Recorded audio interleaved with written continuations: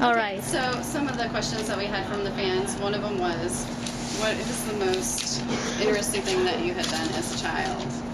Let me see what what is the most bizarre thing you did as a child? You know, I spent a lot of time near railroad tracks. Thought I was going to say not near a nuclear plant, right? But no, really, I spent a lot of time as a kid. We lived in Bakersfield. It was, pretty far out suburb. And there was railroad tracks that went by our house, and we could hear the train go by every day. And I think me and my friends used to like throw rocks at the train. I'm not condoning this behavior. I'm just saying that some of the crazy stuff we did, you know, kind of started out sort of like putting coins on the tracks, and then the train would run over and you're like, wow. And then it was just like a natural sort of evolution of adolescence and to sort of see what else the train could run over. Right. So we started out on putting, you know, bigger objects on the tracks. Car batteries, old car batteries, tires. At one point, which was pretty dumb, we had filled a shopping cart full of like lumber and rocks and stuck it right in the middle and watch it just kind of explode when the train hit it. So that was kind of crazy because people in the train, and I don't know, it was probably something to do these days.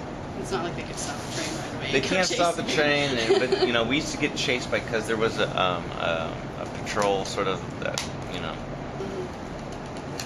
back there. Like a guy in a pickup would chase us all the time. We'd be on our dirt bikes and running from the train police. You were in Huntington Beach for a while. How did you like that? We've been out there before. Living in Huntington Beach was really nice, coming from, you know, Bakersfield, you know. It was sort of like we moved from Bakersfield to Burbank, which is in the LA district. And then we lived there for a while, and then we moved down to the beach area. It was nice. I mean, I went surfing almost every day. It was pretty cool. And then, you know, pretended to find a job in the afternoon, and then at night we'd play music. So. And then one of the other questions, the guy emailed me. He's about 30. I was wondering, you know, is he too old to start a band? What do you think about that? I mean, are you ever too old to start playing? Absolutely not. Absolutely not. You know, it's sort of just, you know, anything to exercise the creative part of your brain is so therapeutical on so many levels, and you know, it's fun. You know? Go ahead. Oh, no, go ahead. I did want you to talk a little bit about on the last show that I saw you guys. I was actually sort of close to the stage, and I saw how much of an effort you put into connecting with the audience, and I sort of wanted you to talk a little bit about how you're looking for it, or how you decide, what made you decide that you wanted to connect in that way, because you were amazing. I remember you came off the stage, you got off the stage and you actually opened a door and came out to the people that were on the other side of the stage. I mean, it was really cool. It was at Sokol Auditorium. Yeah, it was here in Omaha. Sokol Auditorium. That was a few months ago. Yeah. You know, I think it's important to, you know, the music is you already have a connection with people, I think. But for them to see you live, it's sort of like, it becomes a tangible object. You become sort of a tangible object that they can actually see. And it all kind of makes sense. Their equations kind of make sense. And that goes for the energy behind the music, and then making sure that connections being made, tangible connections being made visually, as well as now it's audible. And so it sort of makes the experience for a live audience member, it really makes it that much better for them to experience a concert. And looking them in the eyes and letting them feel alive. And I remember when I was a kid and I'd go to some concerts in Bakersfield. I can't remember what band, but I just remember it's really important. It's the human contact, and really how important it is in connecting with somebody. So you can definitely tell when you're in concert that you have a connection with the audience, and it's good to see that you're appreciative. It's sort of like, the band feeds the energy. It's the exchange between energies in the crowd.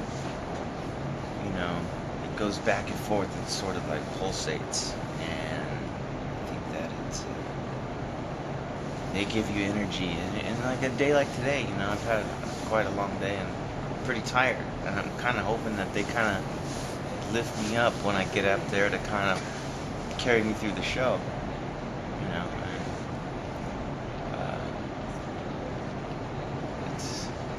It's fun and exciting, and you never know. Like, we're gonna go up and play the same songs we've been playing, but every night can be different. The chemistry between the band, and the audience. There's so many a combination of things that has to make everything has to fall into place to have a great show. And a few elements can be off, and it just feels. And it's really important to me. I think that live show, like, to connect, because it's for a lot of people it's they're one or two times they go to a concert in a year, and I want them to have the best time. I want to come off stage feeling like I gave 100%, like they really had a good time. It seems like when I saw you years ago up until now, you still have the same energy as you did back then. Do you still feel that way? Your Korn is going to be around for a long time. So. Yeah, I feel tired today. Yeah. But as far as that fire inside the music, when the music starts, the lights go down and the crowd roars. That fire, that flame inside is still burning as bright as ever. Now, in the process of writing songs, how do you guys collaborate? Does somebody come up with an idea and then you go from there, or do you just start playing and see what comes out? Yeah, I think when we're creating song, it's sort of somebody comes up with an idea, a riff, and then we just sort of build on that, and everybody kind of puts their 2 cents on, and then it's sort of like when a dog rolls around in a mud puddle and then shakes himself. There's still some mud there that's deep down, and that's sort of the ideas that stick.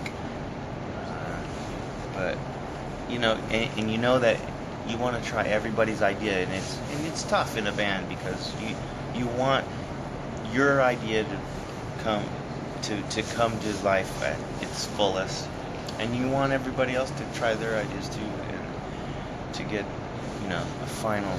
You want everybody to feel confident in playing it, performing it, and recording it, and have the same energy. So it's a process. But usually, I make it sound really like it's difficult, but it's really just, if it feels good, you play it. And I'll play something that feels good to play too, that sounds good, and I'll add that. And everybody just kind of throws their own ingredients and their mojo into the pot, and and then, it's sort of magic, I can't really put my finger on how it happens. It's just something that, like an artist, when a painter paints, doesn't go, should I put the chair in here, or the painting, what color should I use? It just sort of, it's that stillness in your mind that lets the creative doorway through, and it's just about shutting everything off and letting that happen naturally. It doesn't involve thought, really. sounds weird as most great ideas don't come from thinking. It comes from not thinking. Let's see. What else we got here? How do you like touring with Disturbed? Disturbed, they've been great, man. They've been a lot of fun. We get along with them, and we've been doing this flip-flop where they headline one night and we headline the next. So it keeps our chops up, keeps them playing at their best and keeps us playing at our best, and it's been a lot of fun. I can't believe we hadn't done this before. So hopefully in the future we could do something in possibly Europe or another, like a summer festival. Do you guys play any practical jokes or on each other, or just kind of joke around, or what do you do for fun? No, sometimes I'll what's called doorbell ditch, where you go down the hall and knock on the doors, and then and it's just so stupid. It's just stupid. I'll do that to them, or Seven Dust and some of the other bands, but mostly to Seven Dust. How is Seven Dust? Seven Dust is really one of the hardest working bands in the industry. They're great guys, and they really put 100% into every live show. And it doesn't matter where they are. They could be in a small, tiny bar or one of these big arenas, and they're gonna give you everything they got every night. It's really cool. They're a great bunch of guys. Are there any different bands that you listen to from maybe across seas, say Japan, Germany, or anything like that? That I listen to? This is sort of a new band, I guess. They've been around for a while. South African band called Diane Ort. And there's another guy, I think he's from Florida. It's called Hyro de Hero. Okay. Really cool. That's about it right now. We wanted to know about the version that you guys made of The Wall. What inspired you to do that, and what sort of how influential was that song to you personally?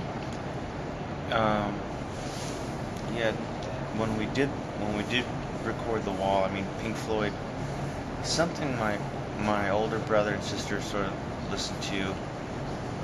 They're like 5 years older than me, so they would kind of turn me on to music, and records, albums came out. That record, when I was young, like The Wall, had those frightening images of like the teacher coming out of the wall with this abstract art and stuff. And I was like, I didn't, even though the songs were kind of like melodic, but the vocals and stuff were really spooky. And it wasn't until later that later on that I got into Pink Floyd and really understood it and could grasp what the communists and the concept of the album was. But I think it had sort of the same feeling and the same theme as a lot of our songs that come from innocence and loss of innocence in childhood, and seeing the videos and with the children that were going to school and very sort of it fit really tightly with the theme.